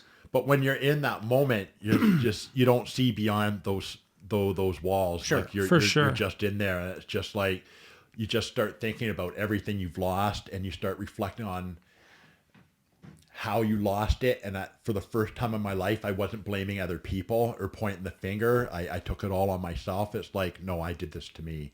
And it was, you know, being truthful with myself and saying, no, I did this. And when I got out, nobody told me to do this. I had to do a process for myself. And I started reaching out to people who I had wronged, you know, during my addiction, who I lashed out to, who I said things to or blamed that they weren't to blame. It was for me, and I owned my wrongs. And one of those first people was the owner of ProSups, who is now the owner of Abe, and I'm now sponsored by Abe. Sweet. That's awesome. Applied Nutrition. Hey, man, Yeah. that's great. So, and last year I remember coming out, and my wife is trying to build my hopes up. I'm like all skinny and shit, you know, being accustomed to wearing a 3X and an XL is fitting loose on me. I'm never going to be Big Rob again. I'm never going to be Big Rob. I want to be sponsored again. And now I'm endorsed by 3 companies, and I've got the Hate Me thing going. And See, it does come back, brother. it's coming back. Absolutely, man. But I keep looking for the stars. I keep I'm never satisfied, and what I'm trying to do right now is appreciate the process. Yeah. You know, I with Hate Me, I didn't want to like I've been wanting to do it for ages, and I just got to a point, if I don't do this now, I'm never going to do it. I've got these slogans, I have these ideas, I've copywritten them, I've got to do something. And it's like, I don't want to take a loan out from the bank because I haven't been filming. COVID ate up most of my savings, so which it did to a lot of people. Yeah, lots. And anybody that knows me knows I love my Maserati. Yeah. Fucking love that car. And I had to, if I'm going to make this work, I've got to give something else up. And I stole my Maserati so that I could fund the Hate Me, you know, apparel and coaching. So tell people, where can they get your apparel? You go to hateme.ca. You just go to the athletes page or the shop. Everything's there. I ship worldwide. It took a lot longer to get off the ground than I wanted to because I was very specific on the fabrics that I used because Yeah, man. there's a lot of guys that are putting shirts out, which is great. But I didn't want people wearing my brand because they thought the logo was cool. It has a middle finger on it. I want people to put my shirt on because they love the fabric. They love the material that it's made out of. I hear that. And the way it fits. And the way it fits, because I have a lot of friends that are putting shirts out for their training company or their products, and there's no thought put into the fabric. And in bodybuilding, everybody works so hard to get their chest, to get their traps out, to show their biceps, and then you put this shirt on and it's like cardboard. It covers everything up. It doesn't show all your hard work. I wanted to have something that showed off the hard work. I wanted to have a fabric that no matter what the logo was, when people put it on, that's their shirt. Right. And so it took a while for my manufacturer to track down the exact material that I wanted. And he had to ship things to me. Yes, I like this. No, I don't want that. So that went back and forth for a bit. And then I found this fabric that I was really happy with. And I did the run on that. I think I did 500 shirts for the first run and about 150 hoodies. The hoodies I didn't want to just put a hoodie out either. I wanted a tough, durable, material that is going to keep you warm. I had a hoodie made with like an additional pocket in one of the pockets specifically for your cell Come a little phone. closer on your mic if you can there. Specifically Sorry. for your cell phone. No, it because makes it's sense. not just for bodybuilding. It's for anybody, whether you're doing CrossFit or you're running out in the backyard, anything athletic. That phone is going to sit in your pocket. That's a There's great idea. A lot of hoodies. It's the most Your annoying shit thing falls about out, when you're working out at the gym. So the worst thing is having your phone and you're trying to listen to music, but you're trying to lift the weight and your 100%, phone slips out of 100%. your pocket and shit. Yeah. little things That's like nice. that people don't pay attention to. It's like were the angles that I was paying attention to, because I want every demographic to be able to wear. It's not just for bodybuilders. It's for anybody that's been, picked on or made fun of, and they stuck to their guns with their passions. Cool, man. Matt, right on. So I paid attention to a lot of the little particulars that a lot of people, they just think about putting their name out and, thinking it's cool to just see that on somebody. Well, you got to give that person a reason to want to wear your brand. And so Yeah. once things started selling and people that I didn't know, because obviously like my circle of friends were all for it. But when people I didn't know that were purchasing my shirts, and then they come up to me in the gym, it's like, hey, I'm so-and-so, I bought this. He goes, your material is amazing. And I'd never spoken to them before. And they start telling me my pitch point that I normally tell people when I start talking about, the shirts or the hoodies. And I have a consumer coming up and saying, this is what I love. This is so great. When I put this on, it shows everything off. I've never had a shirt that does this. And so that was the angle I was going. So I was very, very particular. It took a lot longer to get it out because I was so picky on how I did things. Because I'm not going to sink this amount of money just to get it out there because it was easier to do it this way. Well, no, okay, sure, it's going to take an extra 3 or 4 weeks because we've got to import this material, Sure. and I want this material and this material only. So Do you Makes feel sense to you're me. going to expand the line at all, do you think? I got to recoup my money first. Yeah, cool. My whole thing is when that money comes back, I want to run some other colors, and then I want to get into tank tops, but I have to remove my emotions and be strategic on what I do. Like I know what I want to do down the makes line. sense. I want to get into track pants. I want to get into Yeah, tank shorts tops, and stuff. Yeah, that's sick. but that money's got to come in for me to put it back out there. Of course. Some Speedos. Well, Just for you. yeah, everybody listening, hateme.ca. Hateme.ca. Yeah, that's cool. It wouldn't have happened if I didn't have Melanie Horton and Robin Strand. They've been absolutely incredible ambassadors on constantly posting and wearing my stuff. And my web and media, Quinn Metcalf, who signed on with me, I paid him to design my site. And he's a lot younger. He's very savvy with the world of social media and Facebook jail and everything that gets you put into Facebook jail, which I'm constantly in.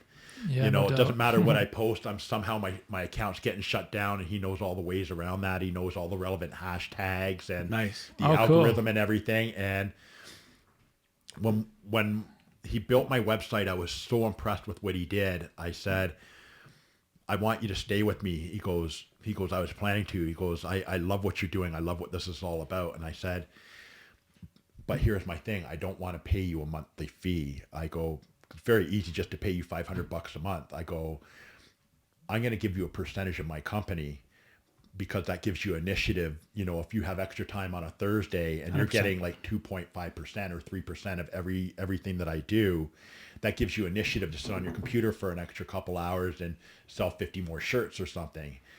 And so I made him, I have so much belief in him. I made him VP of my company. Sweet. I gave him a share of it, and he's just rocking away. We haven't even come to what the pay is going to be. He's just like, I don't want anything until we start making money, and then we'll discuss it. So Sick. I've got really great people around me that is helping with this. It's not just me at all.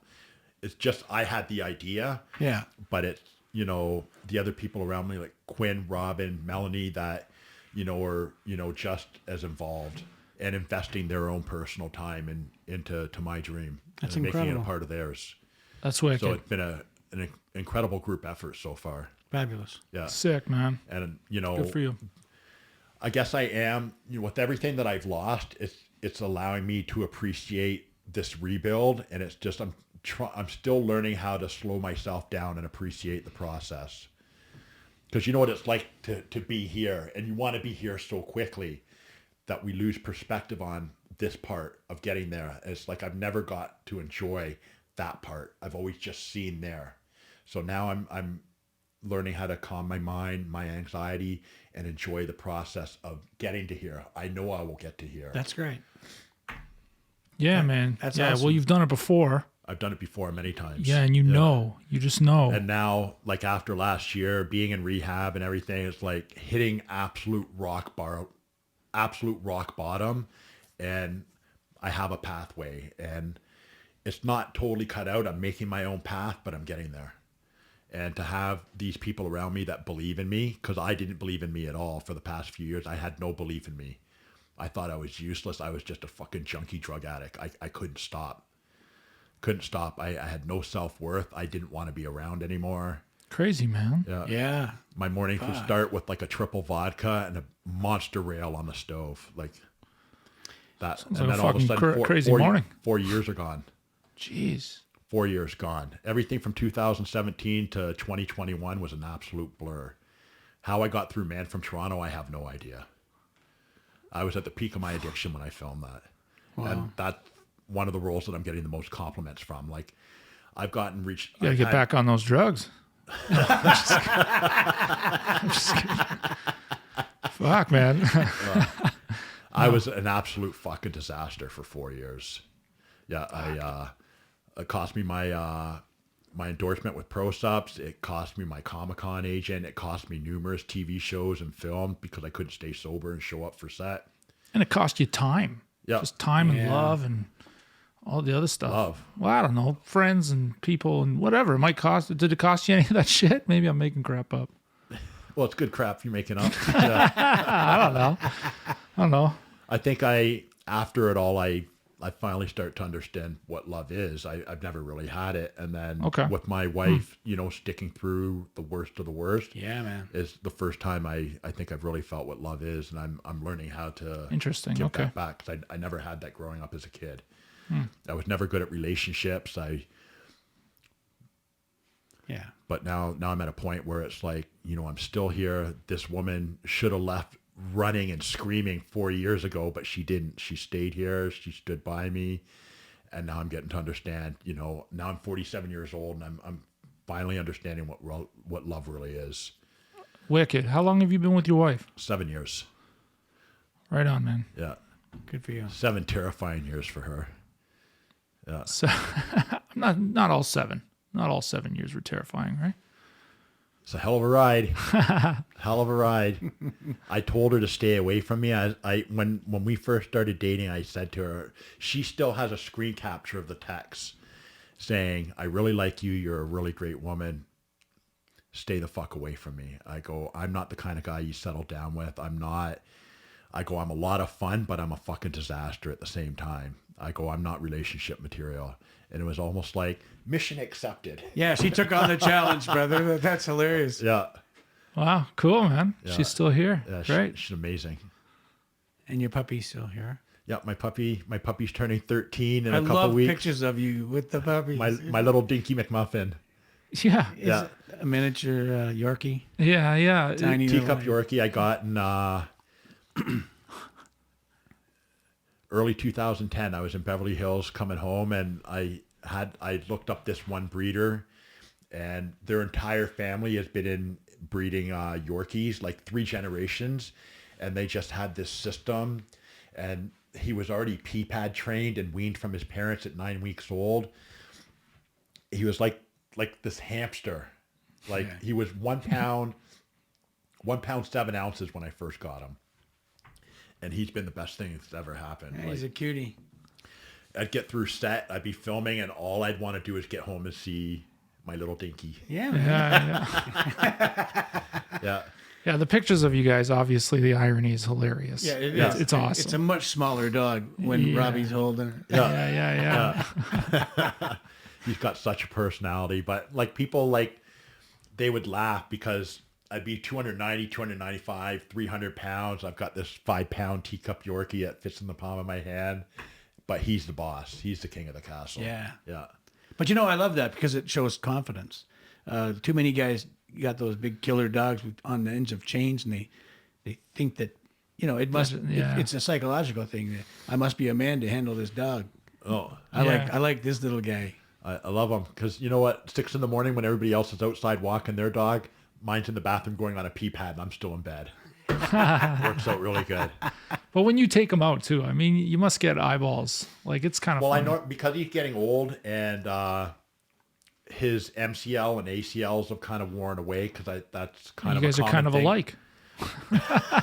He's all injured. I have like a little front backpack that he sits in, so I do the walking. So he just sits there with his little tongue out. Now, everybody giggles and whatnot as they're walking by. They just see this guy with tattoos on his fucking head and his neck and everything, but this like precious little dog with his tongue out. Yeah. For sure, man. Yeah. Oh, that's awesome. Anytime I have with him is good time. Yeah, man. Yeah, totally. Yeah, we always had small dogs growing up. and, Yeah. You know. Yeah, we had a Yorkie mixed with a Chihuahua, little whiskey, but we had to put him down 6 weeks ago he's old. That's always the hardest goodbye. It's was incredible. How much did you cry? Oh, days. Yeah. Oh, buddy. Couldn't speak of it for That was weeks. nuts. Yeah. Yeah. It's not an easy time. Yeah, it was devastating. Never. It's like with my upbringing and my family, my father, most like I wasn't good with people. I always had my dog. I would get a beat down or a whooping. I'd go to my room and I'd have my dog. Your pet, your animal is the only thing that never betrayed you, never fucked you over. And so Su Ling, when I started dating her, she'd never had pets growing up, so she couldn't understand the relationship I had with my dog. And there was a jealousy factor. She wanted that affection for herself that I would give the dog. She couldn't understand why I didn't have that for people. And then she met one of my brothers. She was out in BC, and she got to talk to my youngest brother, who didn't take very much abuse, but she started to see how fucked up my family really was when she spoke to his wife and found out things that he would talk about or do. Right. And then she really started to see why I don't trust people and why I was very limited on affection, why I didn't like being told I was loved. Like I would get mad at her if she told me she loved me. I what the fuck is wrong with you? And I'd push her away. Like, yeah, totally. why are you hugging me? What do you want? How are you going to fuck me over? Like I had a huge guard up, so once she started meeting my little brother, and then especially my brother Jimmy recently, a month ago, and she got to hear stories that I had told her, and she got to hear the same stories from him, Sure. from his perspective. As she came home and she cried. She's like, I don't know how you fucking got through that. And she goes, I know you don't embellish things, but it is really something else to hear the pain that you went through spoken through your brother's mouth, like hearing the exact story, same story, but through another set of eyes, getting to hear them from both my brothers. Right on. And so I think that's when she kind of let back a little bit, because I told her, I don't feel about people the way I do with animals. I don't connect with people the way I do with animals. And then she started, it's not just her, like she's never going to get that affection that she wants from me that she would get from the dog. If that makes sense. That I give to the dog. Yeah. Like now she understands why I am like that, because she really understands it's not me being a prick. I just don't have that in me. You got any advice for anybody that's been through the similar trials that wants to Don't keep forward? it to yourself. Talk. There's no shame in talking to a counselor or a psychologist, or like it all depends on how far away you are in your mind, whether you need a psychologist or a psychiatrist. I've seen both, So there's no shame. Talk. Don't keep it bottled up, because that's what I did, and that's what led to a lot of my drug addiction. I imagine that when you have like a sort of a disdain for other human beings, and you familiarize yourself better with your dog to some degree, that even going to a therapist is another human being that must be hard. Yeah, you can't just pick somebody. You gotta be able to trust them, and I just don't trust people. I didn't trust people for a long time. Yeah. Because the people that were supposed to protect me and love me were the ones that fucked me hardest. So now I'm supposed to come into this stranger, and tell them my problems and whatnot. And it's just like, it's you may not weird. pick the first person right off the bat. You might have to go and see 2 or 3 different people before you find somebody that you're comfortable talking to. That makes sense. But there's absolutely no shame. My biggest thing is don't keep it to yourself. Keeping it to yourself, keeping it bottled up, led to a crazy drug addiction for myself, because I just didn't know how to cope with what was going through my head. Good advice. Now, when you do talk about things, what is happening that is allowing you to sort of ease yourself, if that makes sense? Like, is it that you discover that other people are going through it as well, or like when you keep it to yourself? I didn't want to keep replaying things in my head, because I got to a point where I knew what I went through in the past was holding me back from going forward in life. It was hindering me. Like I deal with anxiety huge. I have horrible anxiety. My confidence is really, really poor, because I grew up being told I was a piece of shit my whole life. Like there wasn't a day that I went through life where my old man didn't remind me that I was fat, that I was ugly, that I was pimple faced, that I had acne, I was lazy. He would stand me up in front of his company and tell me how stupid I was, because I've been working for him since I was 11 years old, and I would work in his warehouse during the summer times. And so he would take all his frustration out on me in front of his employees, and I have to sit there, feeling like a complete idiot. Everybody else is like in their late 20s and 30s, and he's reaming. I remember his employees would yell at him, "Jim, leave him alone, leave him alone. Jim, no, he didn't do that."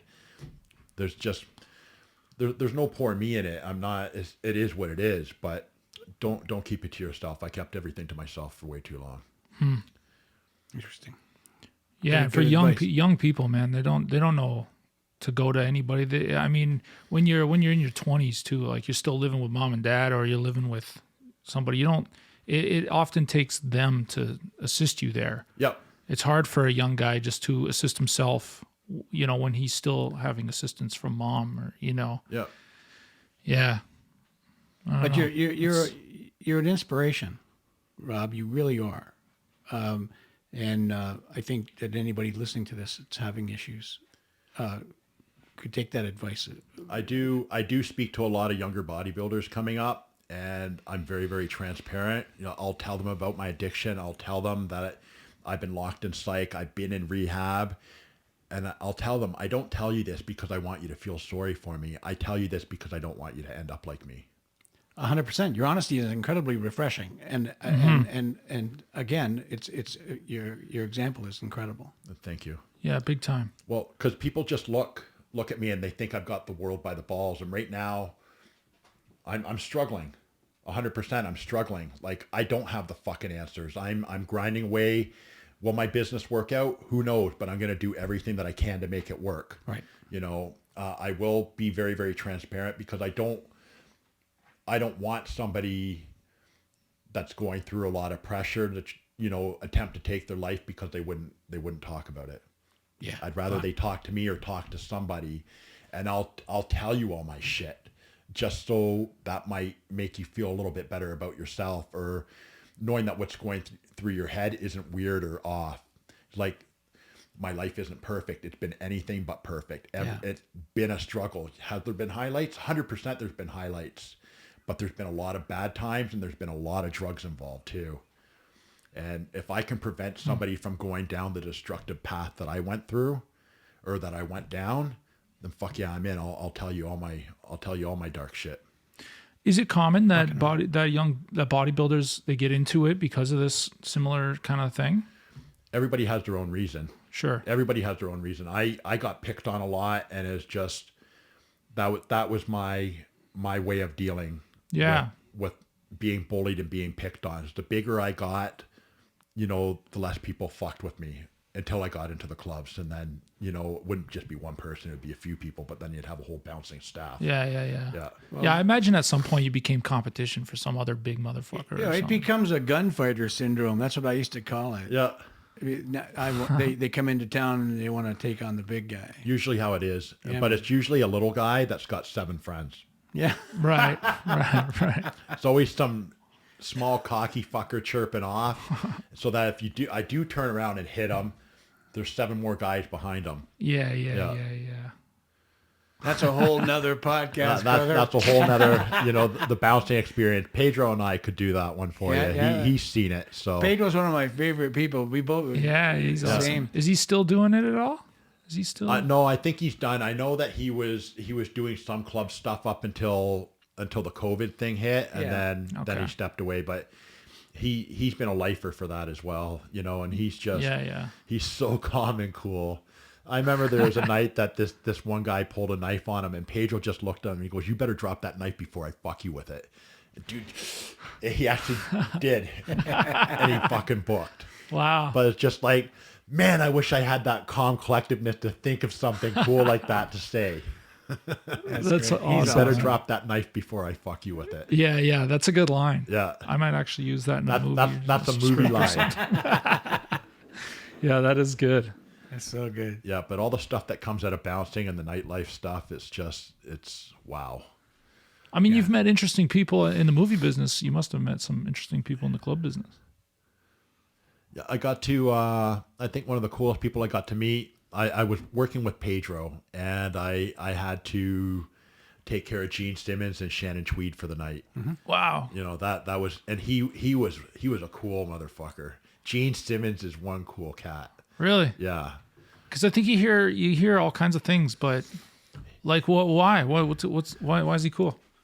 I'm not talking. I guess question. I guarded him properly because I wouldn't let anybody come near him, and I was very, like, I would shove people, you know, because he was my focus. Sure. And I would let him know what's going on. I'd let him, like, I would be telling him every step of the way what's going on, and he pulled me aside and he thanked me for being so patient and being so guarded of him. He just thanked me over and over again. I'm sure he's had off days where he has pissed people off, but I'm sure he was incredible with me. It was a really great experience. Amazing. When I was living in Florida, I used to bodyguard the grandson of Pearson International Airport. His name was Richard Pearson, and he would stay in the Versace mansion downtown. Bring up your mic. He would stay in the Versace mansion in South Beach. That's like a $7,000 a night room, and he would stay there for weeks at a time. And you know, they have armed guards outside of the Versace mansion in South Beach, so nobody gets to see what's on the inside. And I've been in the Versace mansion numerous times. It's mind blowing. Yeah. So just like, you know, getting those odd clients here and there is just, it's mind blowing. So interesting, to even fathom spending $7,000 to stay in a hotel room for a night. Yeah. There better be a whole lot of things come with it. Yeah. His date, you know, was was quite the catch. You know, I don't know if she was paid hourly or what the deal was, but yeah, she was a hottie. Wow, man, right on. But Jeez. yeah, you do get to meet some really cool people. You know, especially when I was in Fort Lauderdale, I was running a club. I got to meet Dennis Rodman was always in Butterbean. Butterbean, remember the boxer? Eric, whatever his name is, him, Michael Irving. You know, Wow, like cool. celebrity athlete after celebrity athlete, and these guys come in, they drop 50 grand, 100 grand in a night, like the stuff that you hear about in the papers and you read about in the headlines. Like, I've been there for that. It's like mind blowing how much money, you know, a horny guy can spend in one night. Oh yeah. Yeah. Good old Fort Lauderdale.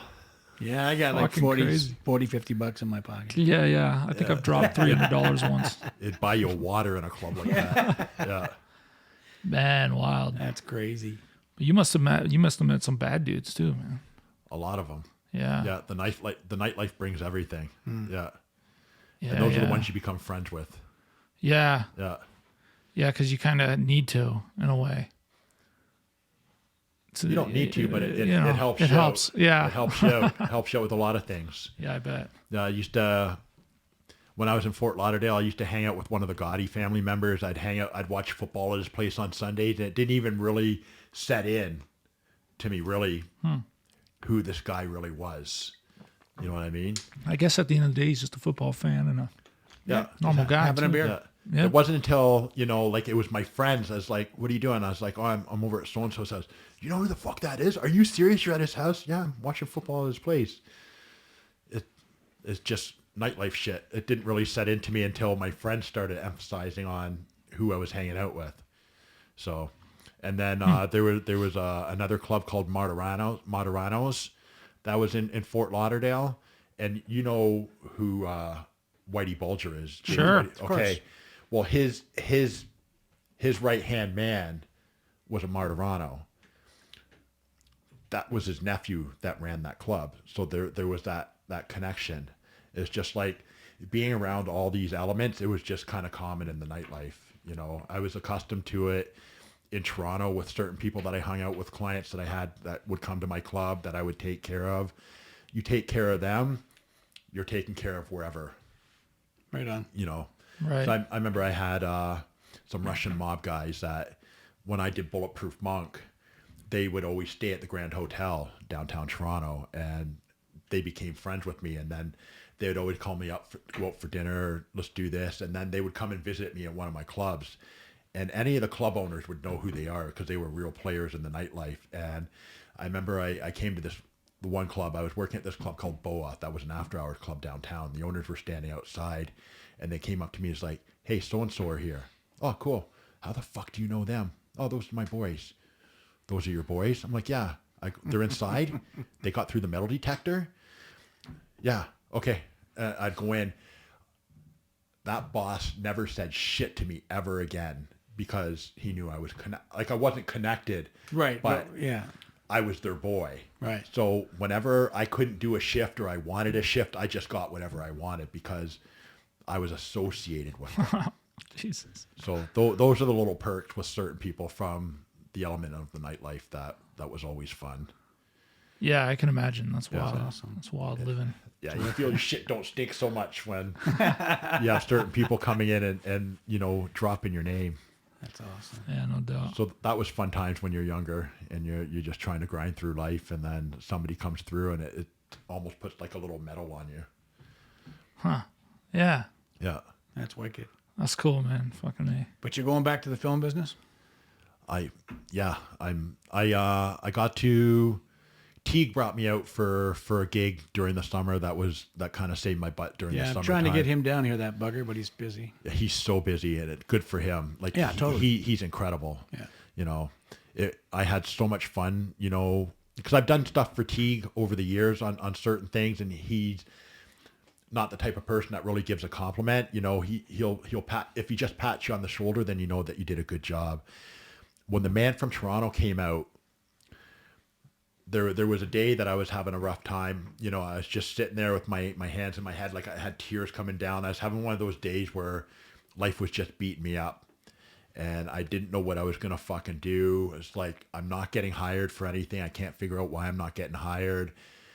And then my phone goes bing, and I pick it up. It's the nicest compliment I think I've ever gotten in my entire career.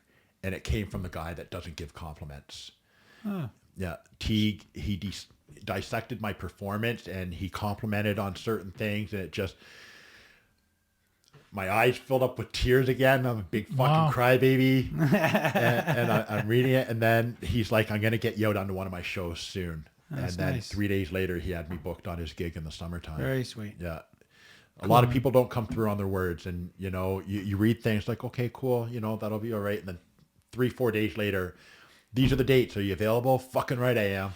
Cool, man. So, Cool. yeah. But it's hard. The one thing I am finding hard, like it's hard to get to this point and be taken back and feel good that you're going to get back to there again.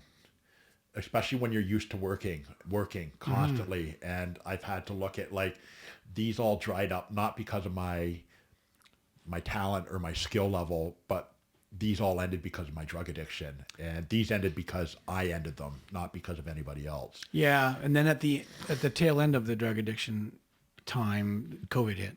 So, and COVID fucked a lot of people. Yeah. So now it's just coming back, Rob. So Yeah. patience, brother. And I just hope, you know, I know there are coordinators and people that I've really pissed off because I was mouthy or I was hard to work with. And it's just like, I hope I get that chance to prove myself again, or do something that they get to see to say, hey, I want to give Big Robbie a chance again. Yeah. You know, because, you know, when you get to 47, you're not able to say, well, I've got another 30 years to figure shit out. No, time's knocking really, really hard right now. And it's like, I want to make the best that I can of these next 5 to 8 years. You know, Right. I want to hit the ground until I can't physically hit the ground again. Cool, man. Yeah. So right now I'm just in the gym training like crazy. I'm doing my acting lessons with my coach here and there, and just, you know, staying sober and not having a hard time doing it. Like, I love it. I'll never go back to where I was again. I'm too focused on trying to get to where I want to go. I want to get back to this place in my career. I want to get to a place of happiness. You know, it's a lot of work. Yeah. Yeah. But worth it. It is. Yeah. 100%. Yeah, and you. I didn't. and I again, didn't come this far just to come this far. I didn't make it out of out of rehab and all that shit just to go backwards. 100%. So Absolutely. It's good, man. It's good. You need more tats. So you gotta. Yeah. I guess, you should be signing this table. You got to sign the table.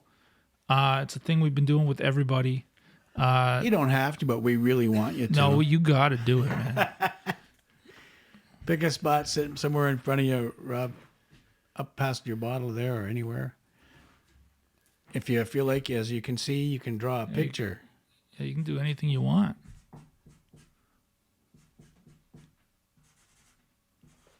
Yeah, man. Love it. Awesome. Sweet, man. Thank you for doing that. That's wicked. no, I was really happy to be here. Yeah, no, we love that you came in. We're This is stoked about you being here, man. big time. And now I do want to mention though, you came out and did. It might be a controversial thing, but whatever. Gay Zombie. When I was my directorial debut was years ago. I don't even know how long ago that was now. Cheers. But I had just come up with some stupid ass short film skit kind of a thing, and Blair, my cousin and fellow stunt guy, wanted to produce it. He just thought it was fucking hilarious. Yeah. And we never got to release it, so everyone who's watching yet, it's not released. Maybe one day we'll manage to get some audio on it and whatever. Fucked up the audio, but you came out. It was incredible to have you out, man. You were like you were literally like honey to bees. There was just everyone wanted to be around you, and you developed A zombie character. yeah, but it made the film like that much crazier. Bigger. Yeah, just better. It was Yeah. just so much better. I had so much fun with it. The makeup artist that you had work on me did an incredible job. And that was before I was anybody on any other TV series. So I have the photos that we did. You know, I had them printed up into 8x10s, and I would sign those off for kids when I was irrelevant and I didn't have a TV series I was known for.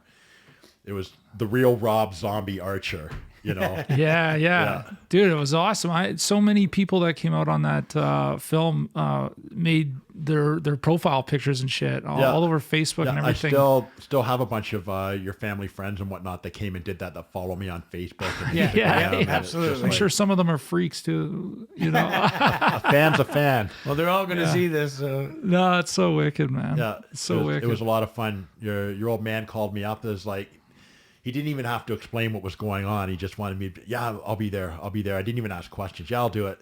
Dude, no, it was awesome. Made my day, man. Huge. It was Made my really good. everything. Yeah, it was awesome. It was awesome. Yeah. No, I'd like to see. You got to get some of that together.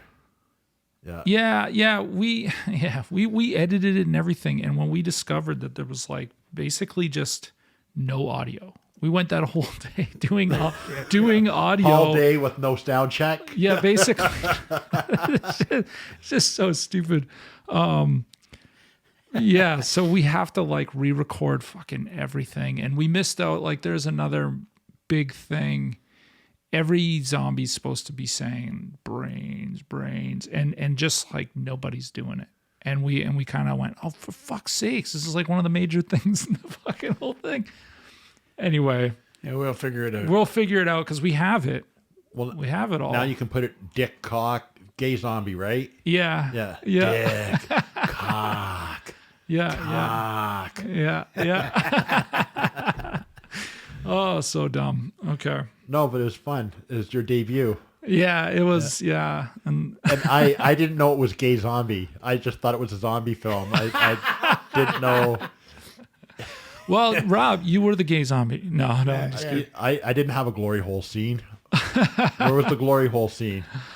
Yeah. Well, you know, we made a lot of fuck ups. Yeah. Okay. It's in the rewrite. We're gonna we're gonna do it again. That's hilarious. You'll have that scene. Be fun footage though. We'll get Pedro. You guys can both do that scene. No. Just kidding. Well, I don't know. Anyway, That's hilarious. Well, yeah, Rob, thanks for coming down, man. Thank you very much for having me to your home and your studio. Your man cave's been turned into this great studio. yeah, man. You know, all your achievements up on the wall, which is a lot. It's really cool to be here.